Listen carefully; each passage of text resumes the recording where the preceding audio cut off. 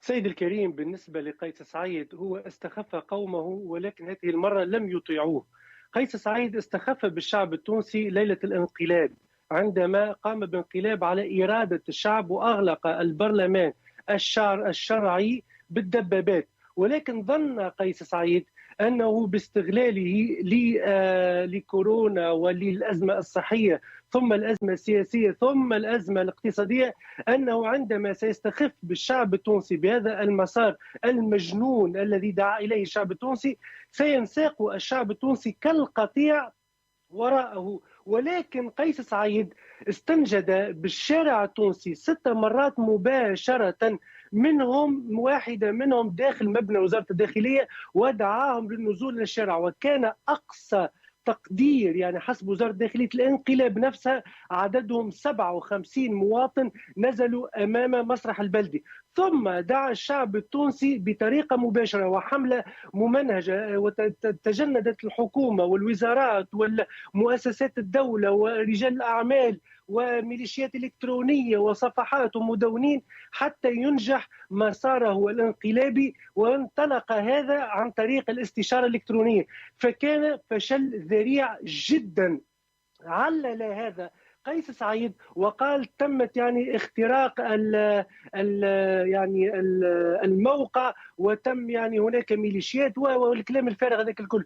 ثم تجندت الدولة مرة أخرى الانتخابات التشريعية، وهناك كانت الصفعة التي لم تكن لقيس سعيد يتخيلها حتى في أحلامه وفي كوابيسه. لأنه قيس سعيد قبل الانتخابات التشريعية كان يصرح شفاهيا لدى الإعلام أن ستكون نسبة المشاركة ما بين 22 و 25%. هناك البعض قرأ أنه وكأنه يلمح إلى لجنة معسكر يجب الأرقام لا تنزل تحت 22%. كانت نسبة المشاركة تقريبا ما بين 8% و 11%. ولكن تقريبا معهد كارتر يعني نزل إحصائية دقيقة جدا، قال نسبة المشاركة كانت ما بين 2 و 5% على أقصى تقدير. وتسجلت نسبة العزوف هذه يعني أعلى نسبة عزوف في تاريخ البشرية من وقت ما عملوا انتخابات إلى يوم الناس هذا. وتسجلت نعم. كرقم واحد. هذه رقم الصفعة رقم 2 مدون. الصفعة رقم 3 المدوية التي قيس سعيد أصبح يستشعرها هذه الأيام، وهو بالمناسبة يعني نفتح قوس لقيس سعيد بالحديث نتاعو.